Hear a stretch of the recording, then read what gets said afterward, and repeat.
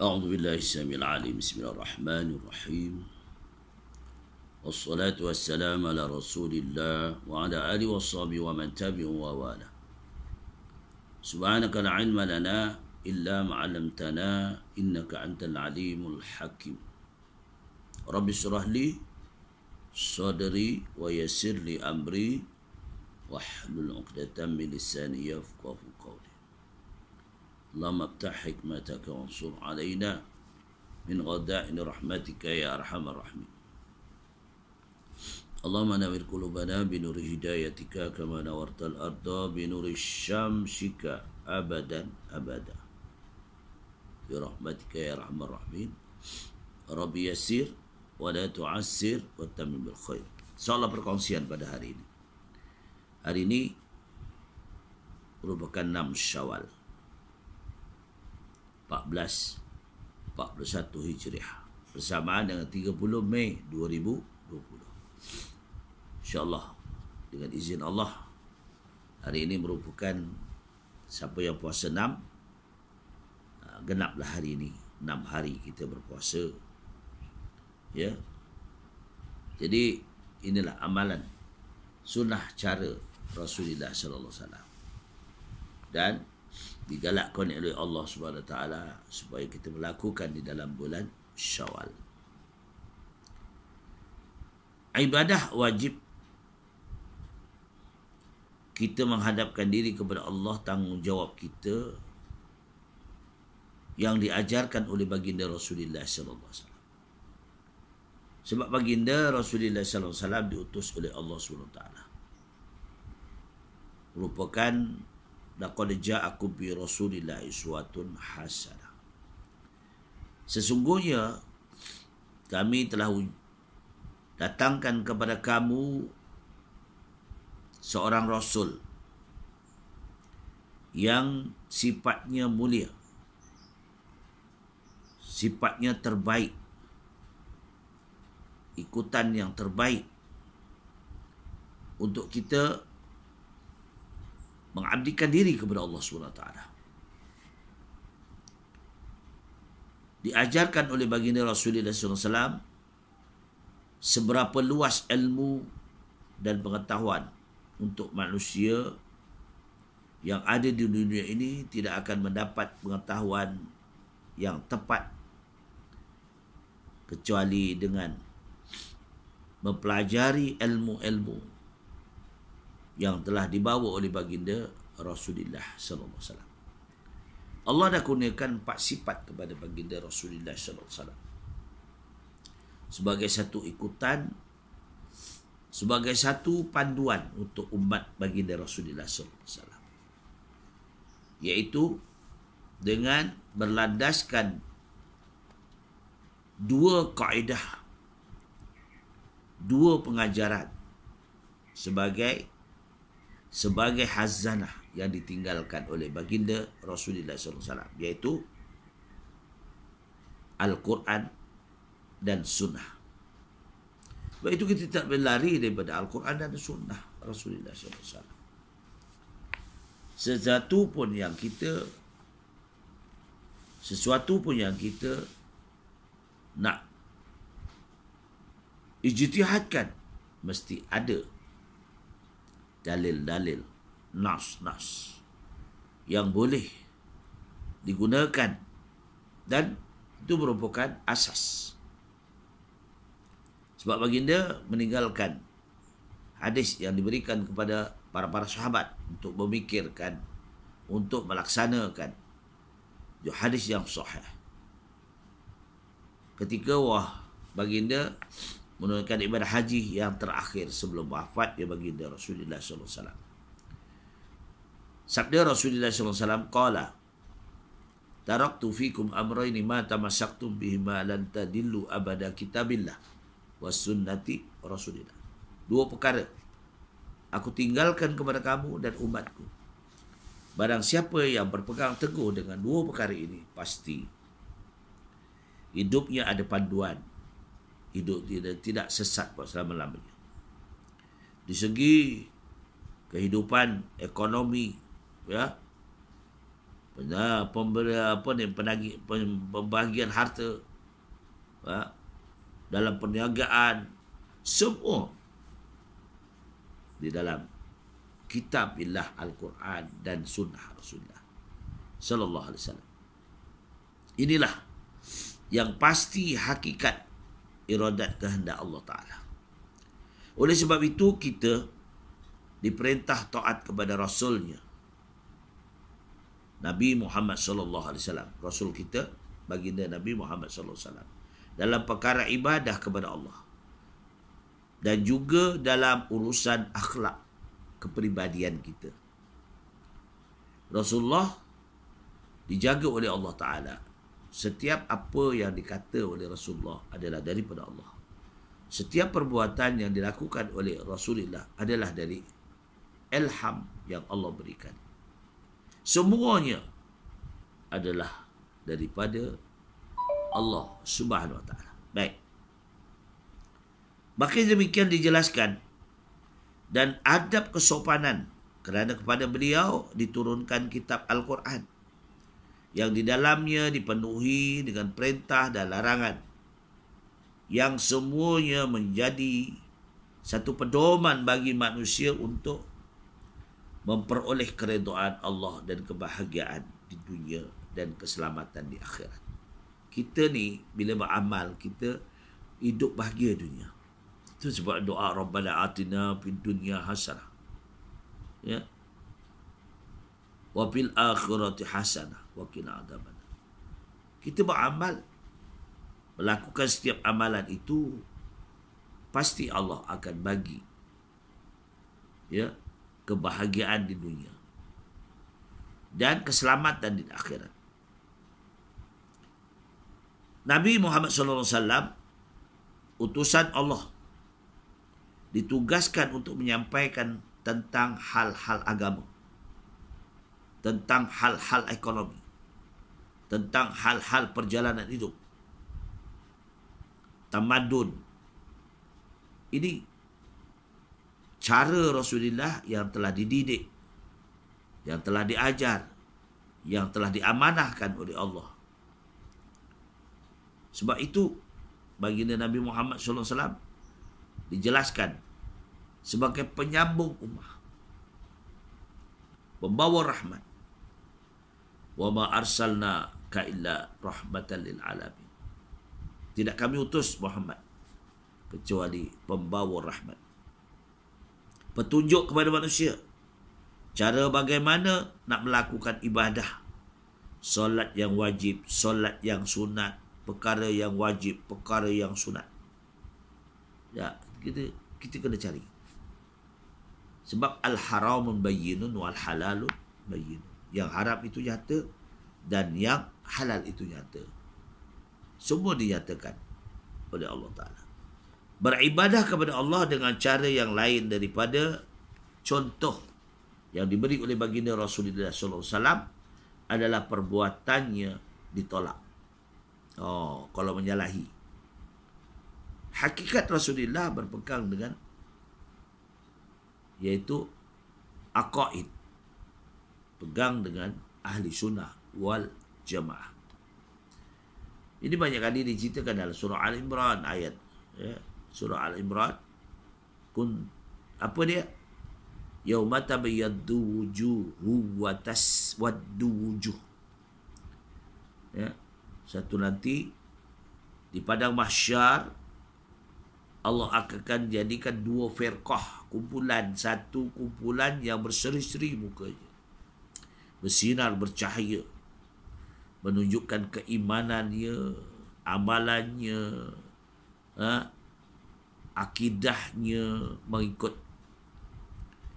mengikut cara Rasulullah sallallahu alaihi wasallam, iaitu berpegang dengan ahli sunnah wal jamaah.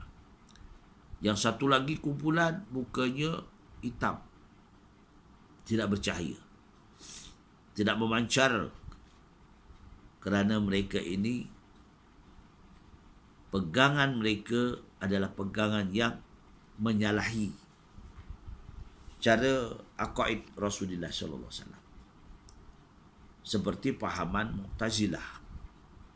pahaman i'tiqad Jabariyah, i'tiqad Qadariyah, i'tiqad Mu'tazil, i'tiqad Murji'ah. Banyak lagi i'tiqad pegangan. Ini susunan yang dia. Apabila dia melakukan perkara-perkara yang bid'ah, yang menyalahi daripada dasar Rasulullah, apa yang dibawa oleh baginda Rasulullah SAW, maka perbuatan ini menyalahi. Bila menyalahi, ya, sebab kita perlu ada bacaan, perlu ada tempat untuk rujukan.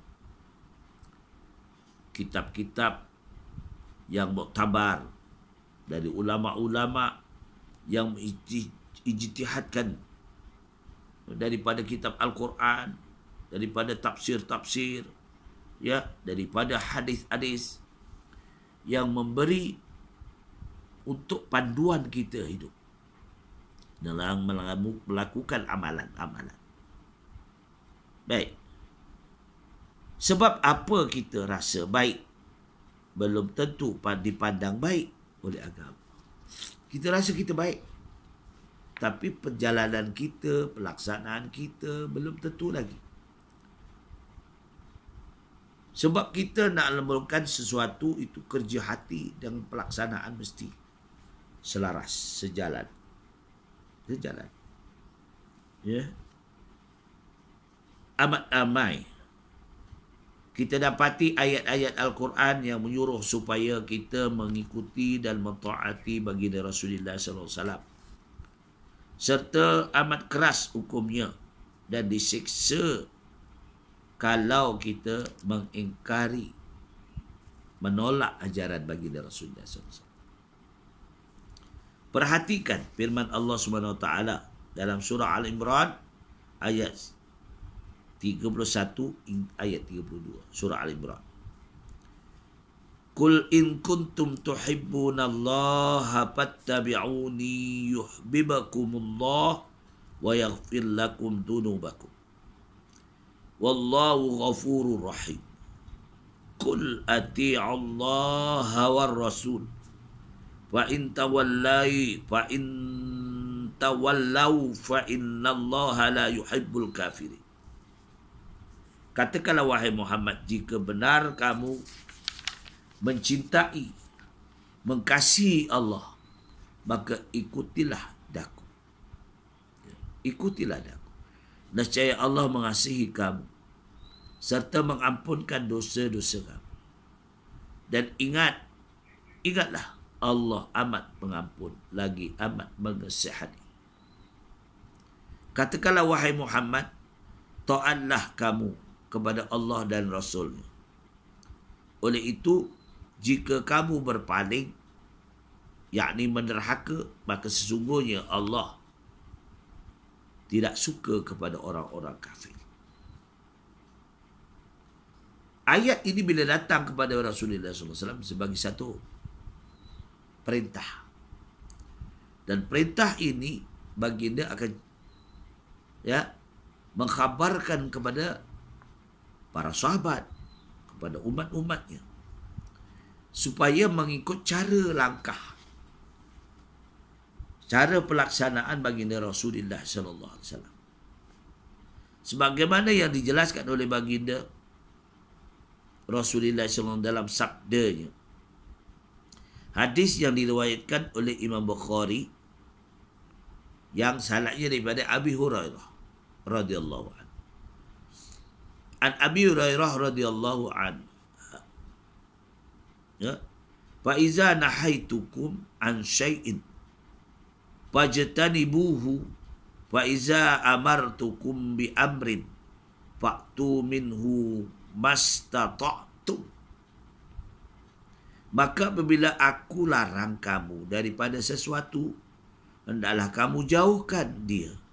Dan apabila aku suruh kamu dengan sesuatu, hendaklah kamu kerjakannya sekuasa kamu.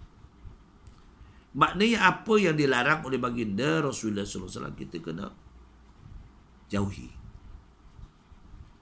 Apa saja yang diperintah oleh Rasulullah, yang dilakukan oleh Rasulullah, Sama ada berunsur benda tu wajib, tanggungjawab, sama ada itu sunnah, maka kita ikuti.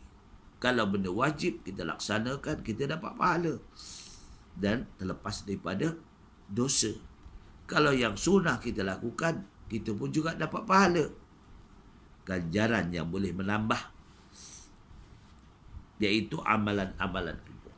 Baik. Sebab sikap Rasulullah sallallahu alaihi wasallam memang sayang kepada umat. Baginda Rasulullah sallallahu alaihi wasallam memang sayang kepada umatnya, sebab itulah baginda bersusah payah menjalankan 4 sifat yang ada baginda yang Allah kurniakan. Iaitu baginda Allah kurniakan sifat shadiq. Baginda tak pernah cakap yang benda tak memberi manfaat.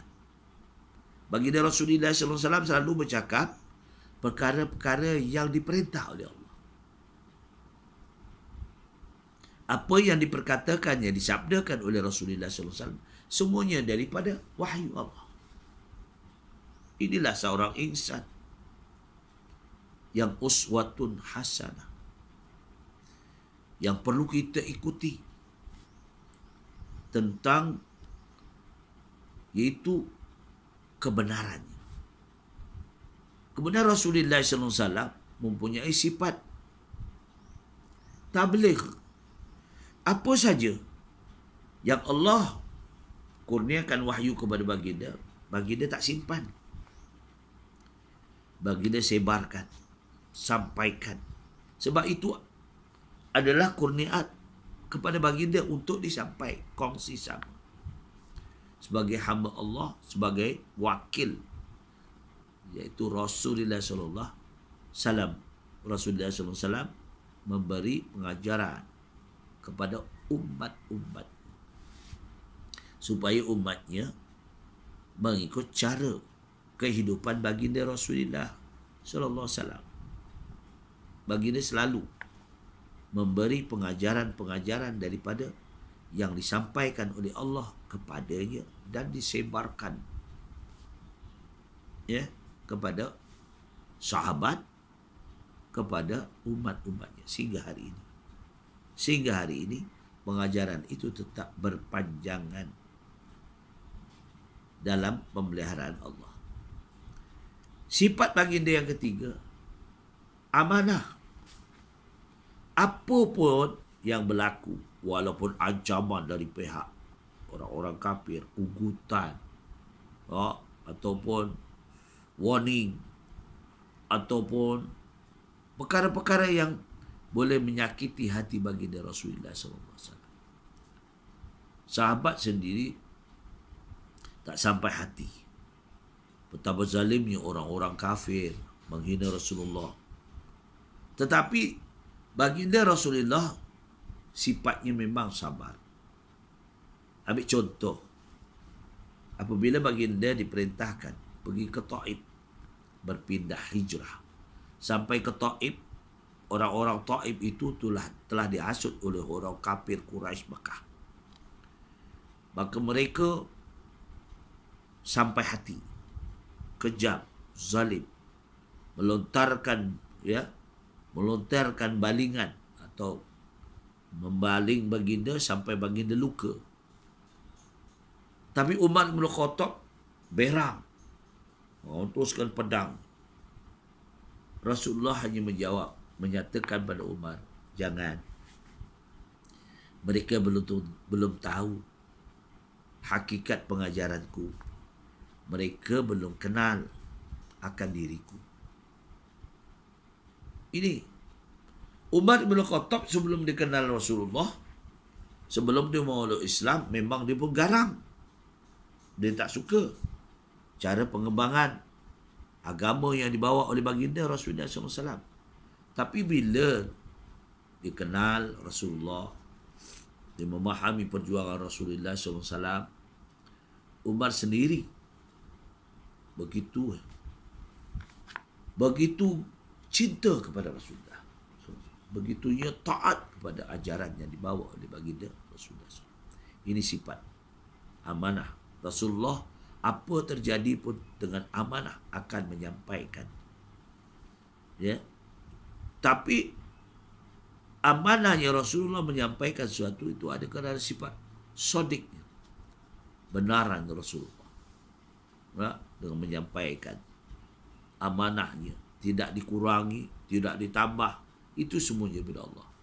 Yang keempatnya sifat Rasulullah, iaitu patonah.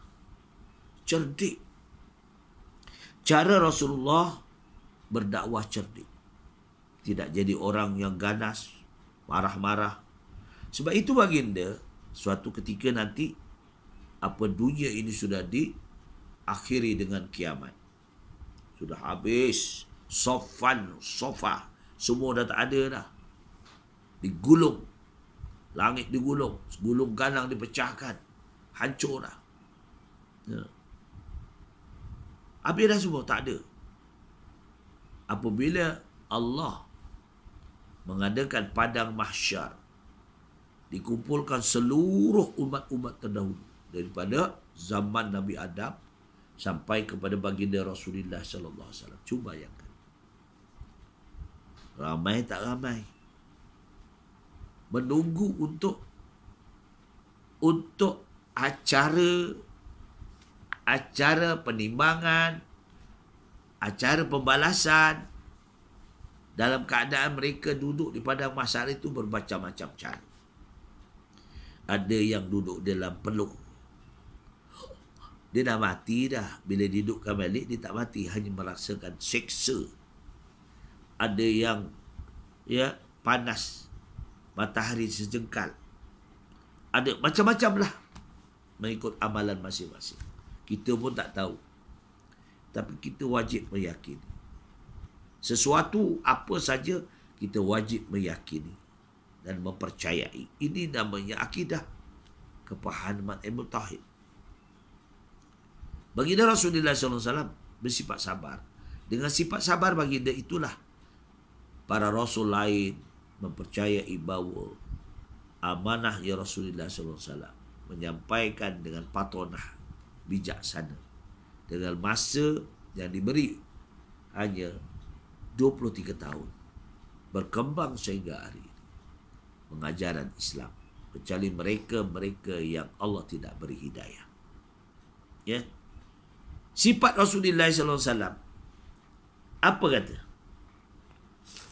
Rasulullah yang diatakan dalam hadis yang jelas daripada Abi Hurairah sanadnya, dan hadis ini diriwayatkan oleh Imam Al-Bukhari.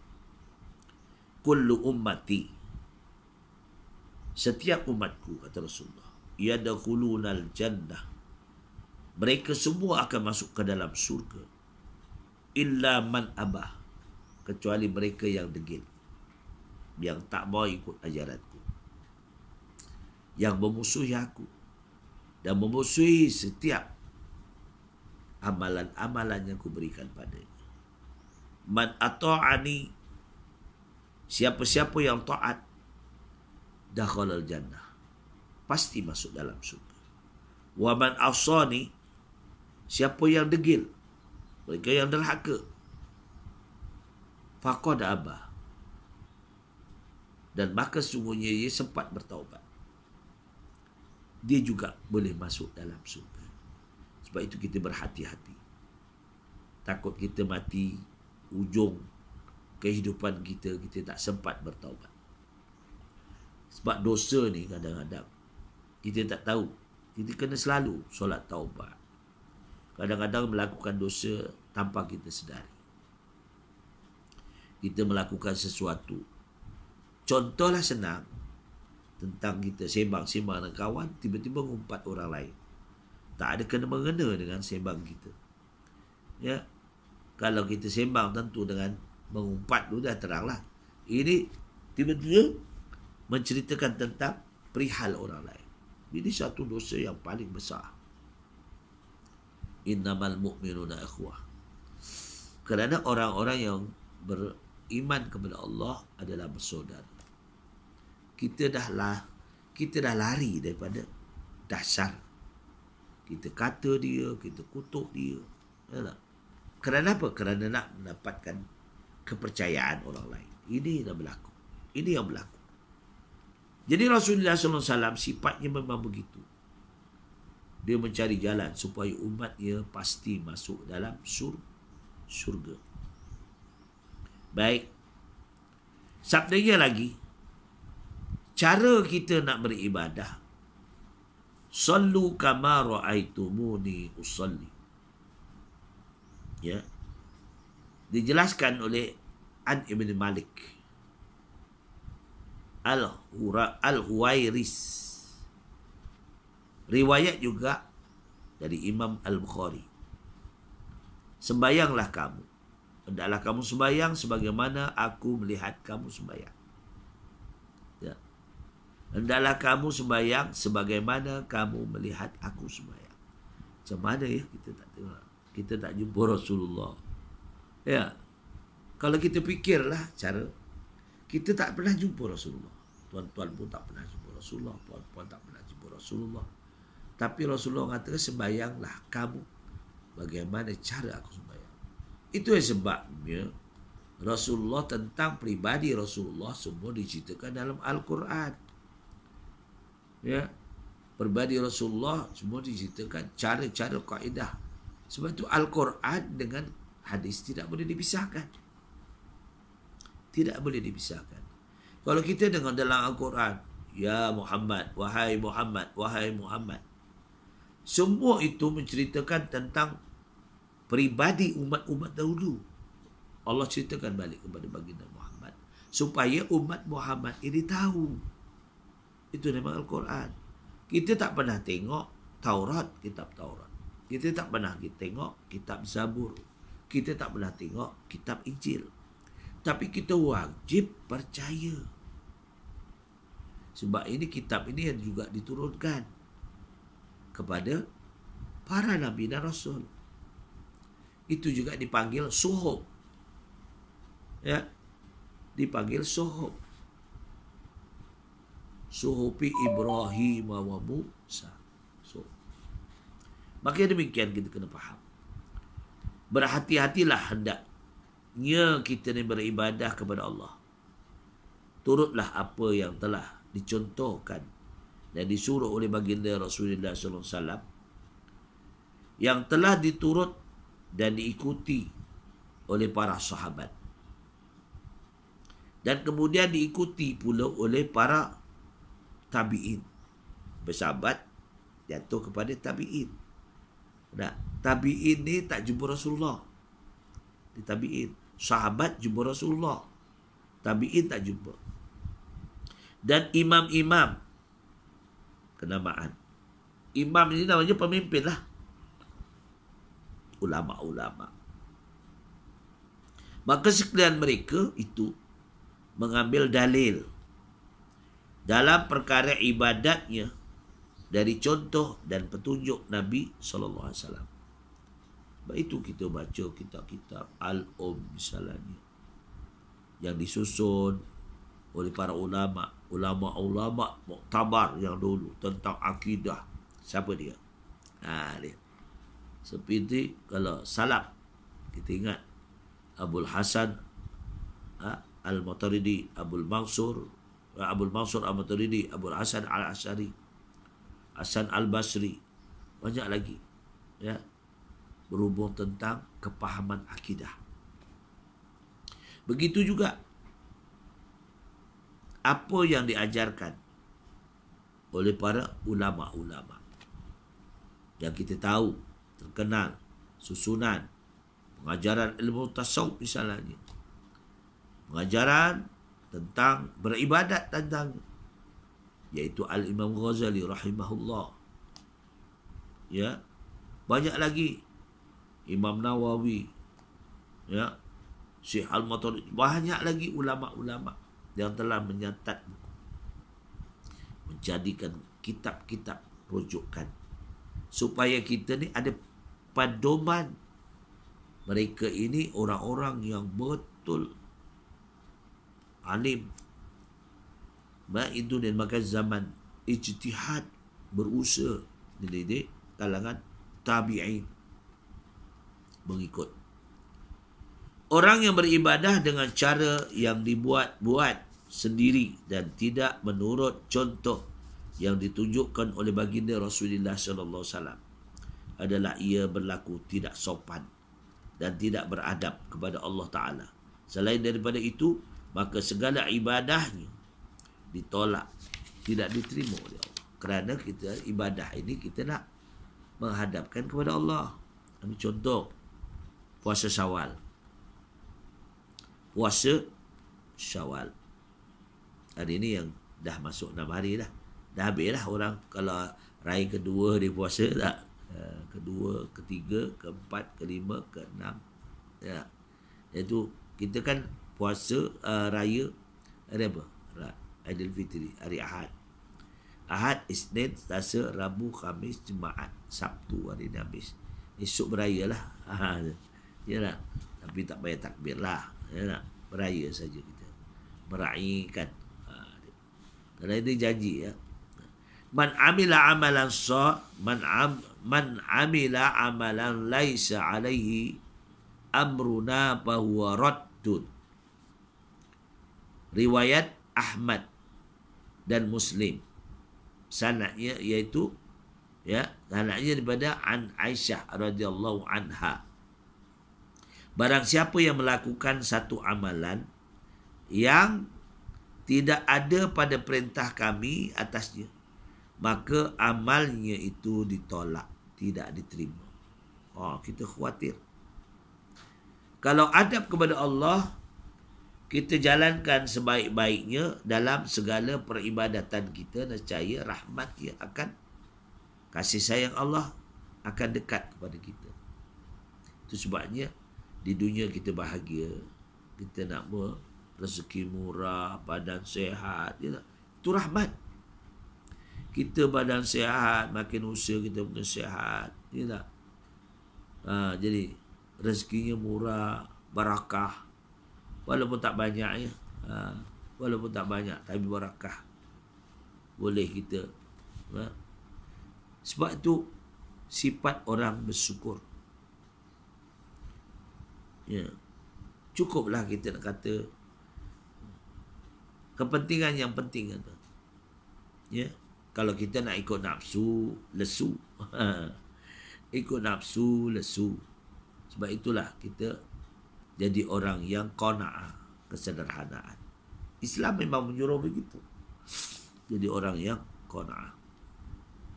Supaya kita sentiasa merasa tenang, tenteram jiwa kita. Kerana apa? Kerana hati kita sentiasa mentakuti kemurkaan Allah. Dan akan tertanamlah rasa khauf, takut kepada Allah dalam hati sanubari mereka itu, sehingga menjadi baik zahir dan batin. Tetapi bagaimanakah khauf yang dibenarkan, khauf yang sebenarnya kepada Allah Ta'ala? Marilah kita sama-sama kita fahami tentang khauf. Khauf itu adalah kita takut kepada Allah. Makna takut tu bukan nak lari. Takut dengan singa lari, takut dengan hantu lari. Ini takut pada Allah, makin hampir, makin dekat, makin seronok, makin menyebut namanya, makin memuji dengannya. Allah itu berbeza. Kalau kita yang takut kepada hayawan, kita lari.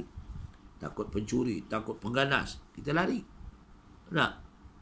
Tapi kita bila takut kepada Allah, kita makin hampir, makin seronok beribadah. Rasa satu nikmat. Satu nikmat kita dah puasa sebulan 30 hari, kita sambung dengan puasa Syawal, seronok.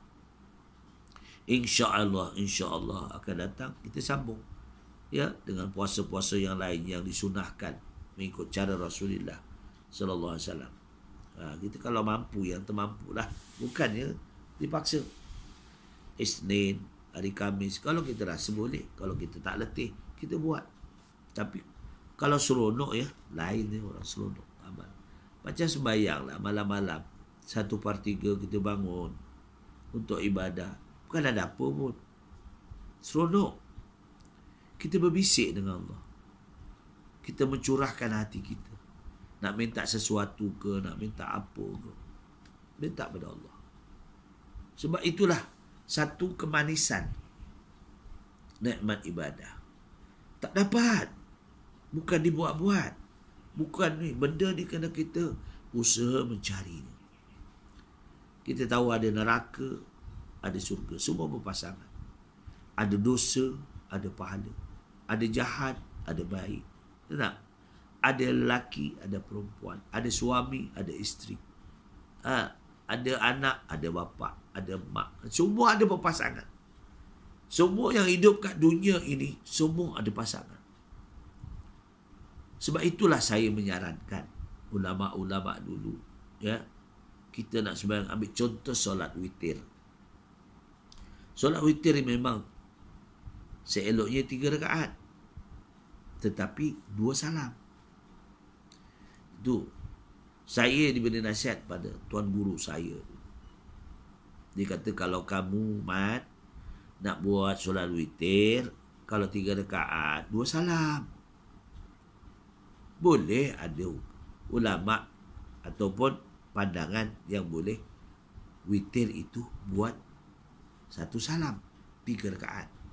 Tetapi lebih kita optimis, yakin. Kerana kita sudah dididik dengan Allahu Ahad. Allah tu se. Ya. Sama ada kita 3 kul tu kita buat sekali. Misalnya contoh.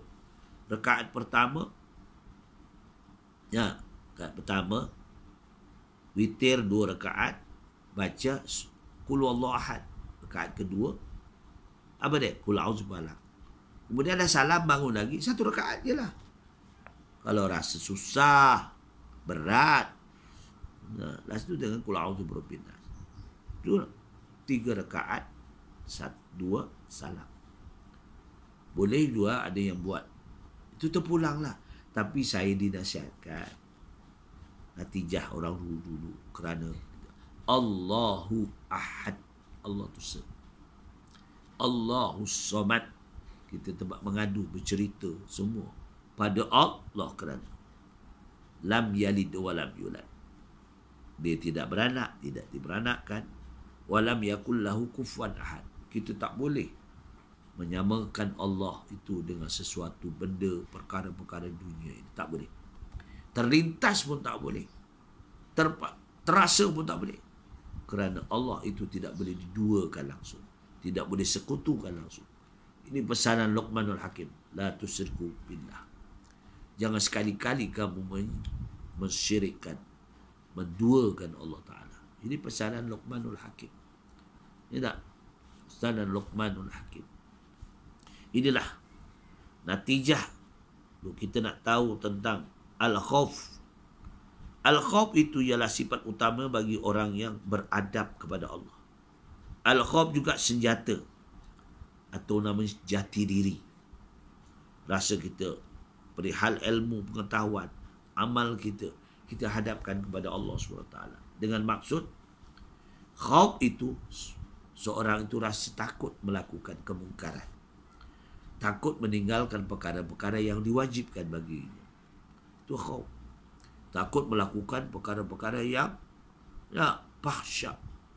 Sebab itu sembahyang juga satu jalan untuk supaya kita jadi orang yang khauf ilallah.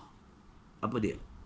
Inna salata tanha 'anil fahsya'i wal munkar.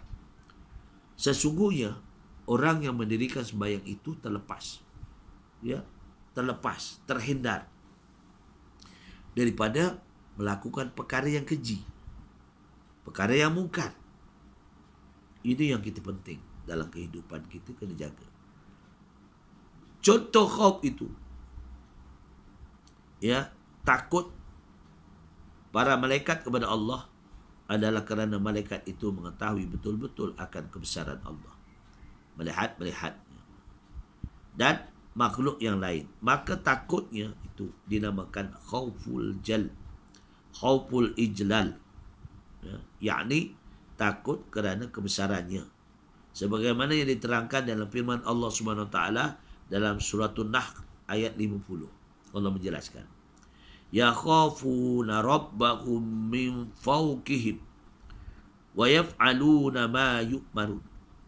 Mereka takut kepada Tuhan mereka yang mengatasi mereka, yakni dengan kekuasaannya, serta mereka mengerjakan apa yang diperintah. Dia takut betul-betul. Bila dia melakukan sehingga dia menangis, orang yang rasa hebat hati, dia menangis. Dia takut kepada Allah. Dia rasa takut nak melakukan mungkar. Kalau dia pernah melakukan perkara-perkara itu, dia menangis, menyesal betul-betul. Ini mana takut. Khauf ilallah. Ayat yang lain juga Allah menerangkan dalam surah Fatir ayat 28. Innama yakhsyallaha min ibadihil ulama. Sebenarnya yang menaruh takut bimbang ini adalah orang yang dinamakan ulama. Al-ulama warisatul anbiya. Ulama itu adalah waris pada ulama yang wara, yang bi husnil khatimah. Bukan ulama yang bisu. Ni kita. Sebab itu kita kalau waktu pagi kan, waktu pagi ni selalu kita doa, Allahumma ja'al sabahana sabahas salihin, wa masa'ana masa'ad dhakirin, wa qulubana qulubal khashi'in, wa islamana islamil muslimin, wa imanana imanil mu'minin, wa hayatana al-ulama'i salihin. Hidupkanlah ulama yang baik. Ayat al-ulama salihin, wa mautana mautis syuhada, supaya mati kita mati seperti orang yang perang syahid. Itulah peranan orang yang wara. Wara ni memandang muhasabah diri. Adakah dia layak, tidak layak? Inilah gerak-geri sebagai seorang ulama.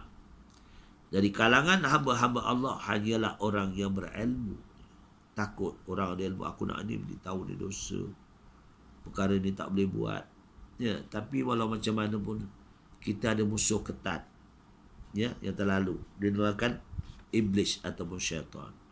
Jadilah perkongsian pada hari ini mudah-mudahan yang baik, dapat rahmat Allah, ya, diterima. Yang ada kekurangan itu kelemahan saya. Baca kembalikan kepada Allah. Mudah-mudahan kita berdapat rahmat dan maghfirah Allah. Sudahi dengan kalimah, ya, aku liqauli hadza astaghfirullahalazim wa lakum wa billahi taufiq wal hidayah. Wassalamualaikum warahmatullahi wabarakatuh.